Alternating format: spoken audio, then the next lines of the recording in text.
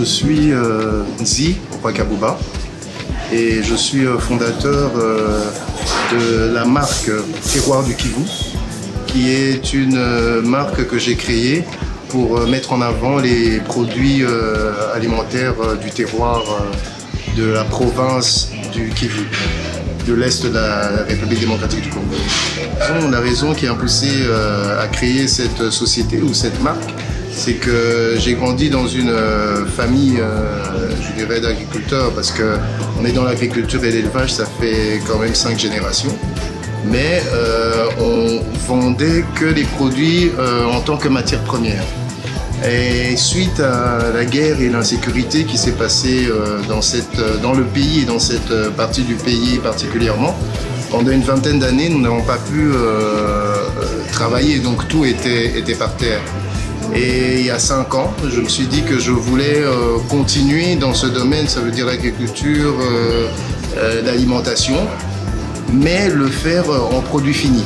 Donc c'est un peu ce qui m'a poussé vraiment à créer cette marque. Alors voilà, là il y a le fromage nature. C'est le fromage nature, c'est le plus gros qu'on fait.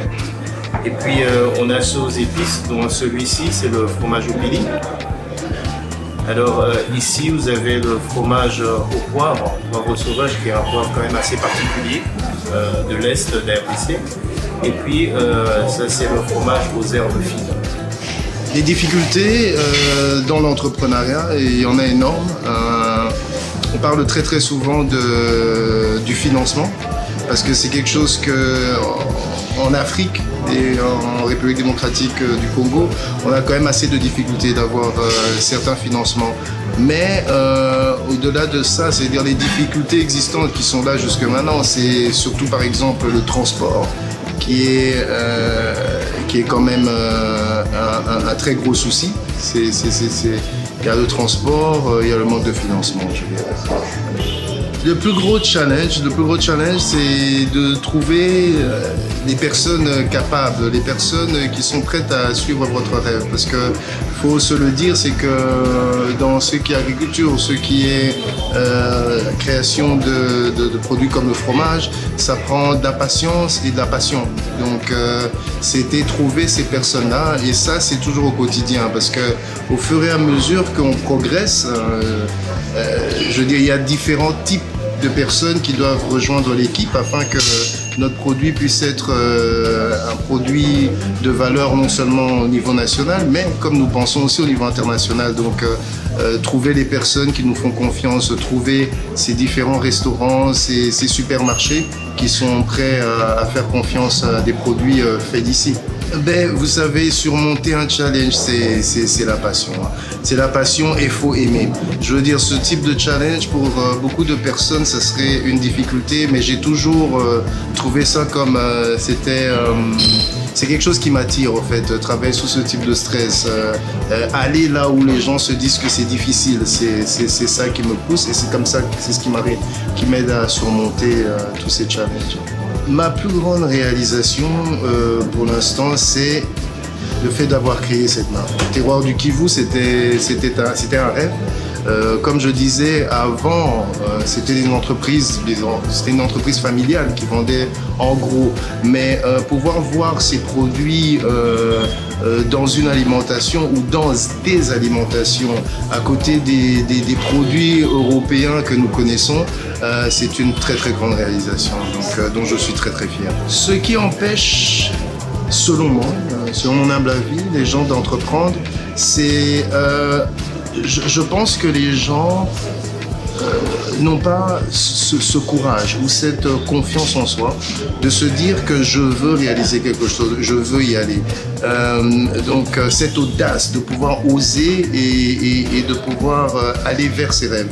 Je pense que ça c'est un point très important, et je pense qu'il y a aussi un certain blocage chez les gens très souvent, même moi-même. Quand j'ai décidé de commencer, on me dit « Ah oui, mais comment tu vas financer ça? Comment tu pourras faire ceci ?» Et à l'intérieur de moi, honnêtement parlant, je me suis toujours dit le financement peut être un problème, ou peut être ce qui freine les gens, mais au fait, ça ne devrait pas, parce que pour moi, c'est l'idée. C'est l'idée qui emmène l'argent, c'est l'idée qui emmène des financements. Donc voilà, les gens devraient vraiment aller vers leurs rêves, suivre les idées qu'ils ont et avancer. L'Afrique, c'est la maison. L'Afrique, il n'y a rien de plus beau.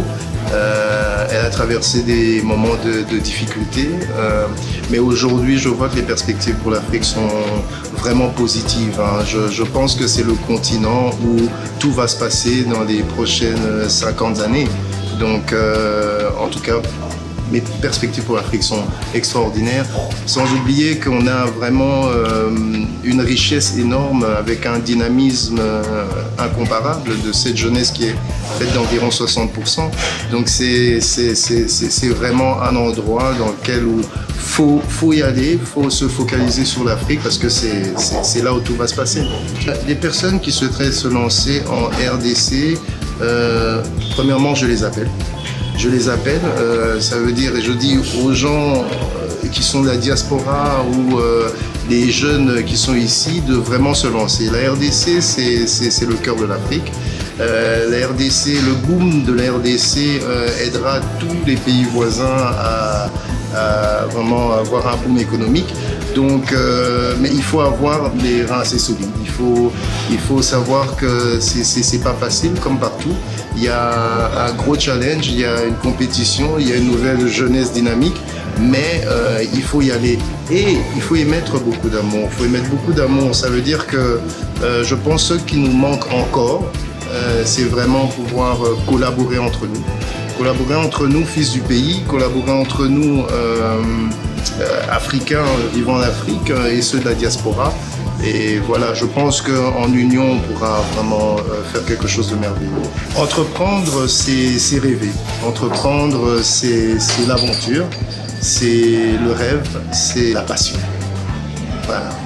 Des projets d'avenir, comme je dis, là, on avait commencé avec le fromage.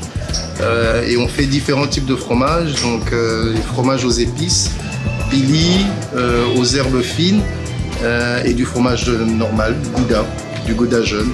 Là, on est en train de travailler sur le café parce que on avait gagné aussi un prix pour cette année, en 2018, le meilleur café en termes d'acidité, qui venait aussi de l'Est, donc ce qui était aussi une très bonne chose. Donc on va se lancer très bientôt dans le café, dans le poivre sauvage que nous fournissons déjà à plusieurs grands restaurants renommés ici à Kinshasa. Et bientôt nous allons livrer ce poivre aussi en Belgique et en France. Nous sommes en train de mettre plusieurs produits assez spéciaux sur le marché congolais. Donc voilà. Et en parlant d'actualité, nous avons été aussi appelés pour décembre au Luxembourg pour pouvoir présenter nos fromages épicés. Donc voilà un peu ce qui se passe avec Terroir du Kivu. Ben écoutez, vous pouvez nous suivre sur terroirdukivu.com ou Terroir du Kivu sur Facebook et Twitter. Et nous sommes toujours là pour discuter avec nos clients et nos futurs clients.